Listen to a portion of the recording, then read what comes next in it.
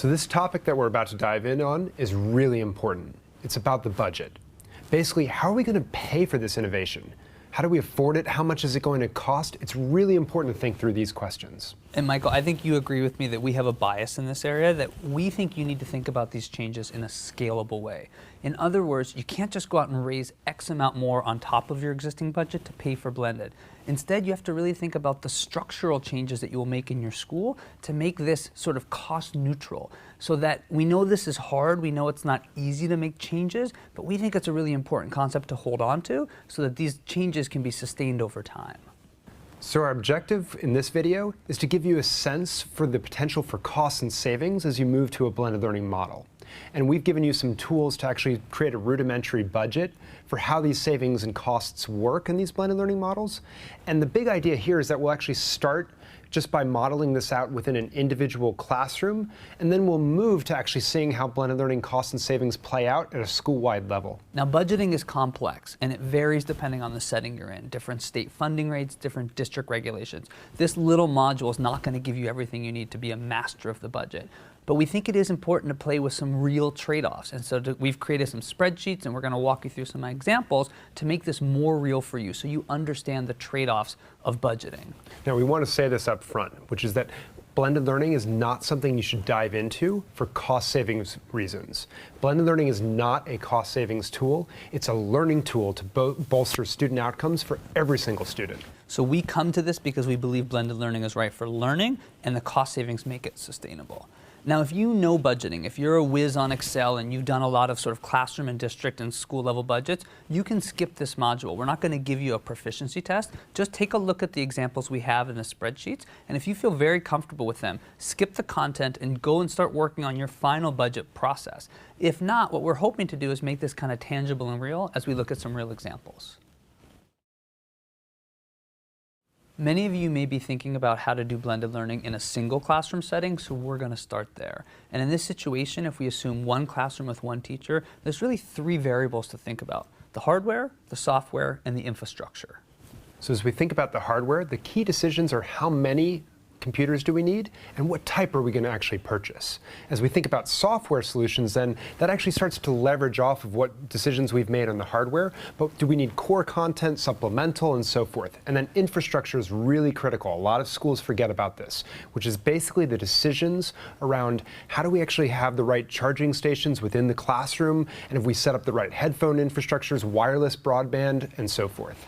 Now, where you end up on the cost side of things for hardware and software and infrastructure does depend on the kind of model you have. If you're going to be a flex model and students are allowed to go at their own pace whenever they're ready for it, they probably need one-to-one. And if you're doing a station rotation with 3 stations, you can probably divide your class size by 3 and buy that many number of hardware devices, and you'll probably still need software for every student.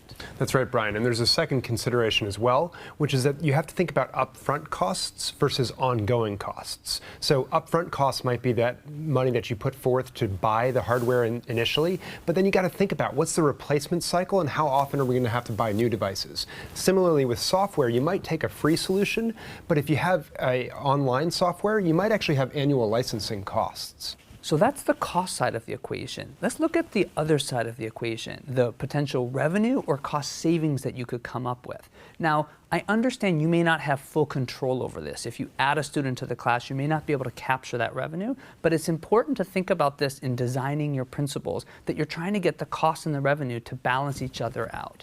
We're going to have 2 big important ideas in mind when we look at the cost savings or the potential revenue. The first is to increase the number of students in a classroom. And we know that every teacher may not capture these savings, but schools can, and they should be thinking about the trade-offs between increasing class size and the kind of new blended learning models that might be possible. A colleague of mine actually said this really brilliantly. He was looking at a school in which he's on the board and said, we average a 27-to-1 class size. So the question isn't how much more we should spend to do blended, we should be talking about the trade-offs. If we go to 28-to-1, we have about $7,000 of revenue for that school. And that's going to allow us to have some technology. If we go to 29-to-1, we'll have $14,000 more for that classroom, and that's going to allow us to have all the hardware and software we want. So the right question to ask is actually, can we do more with 29-to-1 and all the tech we want for a new model, or 27-to-1 and none? And if you think about that trade-off, you're actually evaluating the choices well. The second area that you might be able to save some funding on is instructional materials. As we move to more and more things that are online, open source classrooms, open source textbooks, we don't necessarily have to spend as much as we used to on textbooks or even photocopying, which adds up as a school level. So you need to think about both the cost savings from less instructional materials and then the additional revenue if you can add any students to the model. So I know, Brian, it's actually really helpful for me to actually have an example in front of me to think through how this actually works. So let's assume that we're actually going to implement a blended learning station rotation model in an elementary school classroom. So if you go to the resources section right now, there's actually a template there where you can actually see the costs and savings of implementing such a blended learning model. Now, it oversimplifies things just a little bit, but it's really helpful, I find, for thinking through the trade-offs that you're going to have to make when you're implementing one of these things on a budget. Right. So let's start with the hardware. In this model, we're going to have a computer for every 3 students, and we're going to use Chromebooks at $250 a piece. And then we'll buy 1 or 2 extra computers for when something's broken or when a computer isn't charged. We have that flex built into the budget. So if we move to software, let's assume that we're going to be able to pay roughly $10 per student. Now, that's not a lot of money, but remember, this is for 1 subject and 1 class. Now, for simplicity's sake, let's assume that the room is already set up for adequate wireless, and we've figured out how to charge the computers so there are no infrastructure costs. So that covers the cost side of things with the hardware, software, and infrastructure. Now let's think about the revenue and savings side of the model.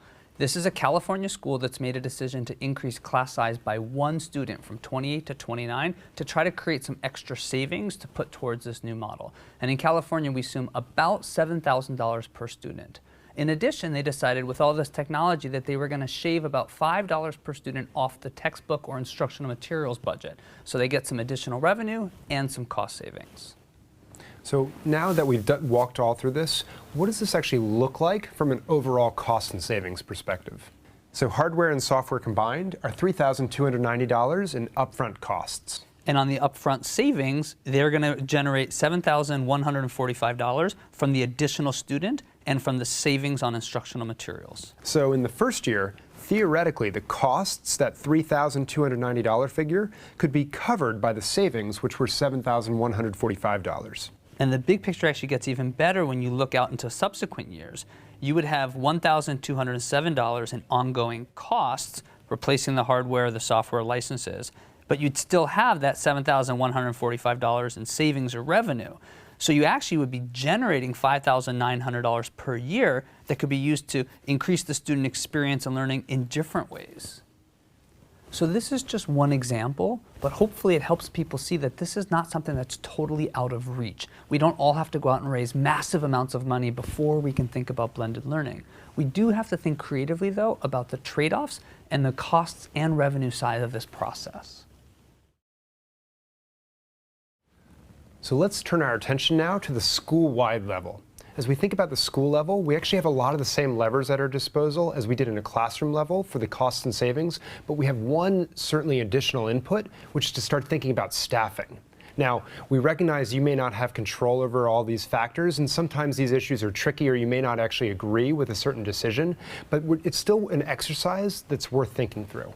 So as you think at the whole school level, think about these key levers: hardware, software, infrastructure, instructional materials, space and furniture, and staffing. So we've talked about the hardware, the software, the infrastructure, and the instructional materials. Basically, when we move to a school-wide level, it's the same levers, but just a larger frame on it. Now, as we start to think about furniture and things of that nature inside of the space, we'll actually dive into that deeper next week by introducing some hacks that you can use to get the great space that you want for your model without spending a lot of money. So let's look at the staffing question. And the big ideas here are how many staff with how many students and what they're paid. So let's actually look at an example of an elementary school that's implementing a lab rotation model that has 540 students. This school has an iPad lab and a lab with desktops. So they have 45 iPads and 45 desktops. And their software licensing costs are about $40 per student. So that covers some of the more straightforward costs. Let's turn our attention to the staffing model. With 540 students, they would typically have 22 to 24 teachers. But in this model, because they have paraprofessionals staffing the labs, they have 15 core credentialed teachers and 7 paraprofessionals. So the same amount of adults in the school, but 2 different types. Because of this, they also are able to pay their teachers $10,000 more. So let's look at the number of students they have in this school and the kind of facilities and space that they use. So this school decided to keep their classrooms at a same student-to-teacher ratio, so they had no additional costs or savings on either side there. They also decided to keep pretty traditional classrooms, so they didn't actually have any facilities costs in a transition there. When you put all this together, the results are actually pretty interesting and compelling. They have $67,000 in upfront hardware and software costs. But on the flip side, by changing their staffing model, they've actually created $100,000 of savings compared to what a traditional model would do. So overall, even in their first year with all their upfront costs, they generated $33,000 in net savings. And in ongoing years, they free up $66,000 to invest into different places in their school. So hopefully these examples give you a better feel for how the budget actually works when you're thinking about blended learning. And remember, it's not about just raising a bunch of money. It's about making the structural changes that allow you to do blended the way you want to, but actually afford it within your existing resources. Yeah, that's exactly right. And as we've talked previously, realistically, most of the costs in the school model are in the people. So rethinking how we use staffing structures in classrooms in innovative ways actually may be a critical tool in your arsenal to make your blended learning model both sustainable and scalable. And lastly, we do talk about budget because it's important, but remember, we're not at blended learning as a concept for the cost savings. We think you have to do it responsibly, and we think you have to find the savings within your schools, but this is really about better outcomes for students. And we're just trying to help you think about how you can afford to do it within your existing model.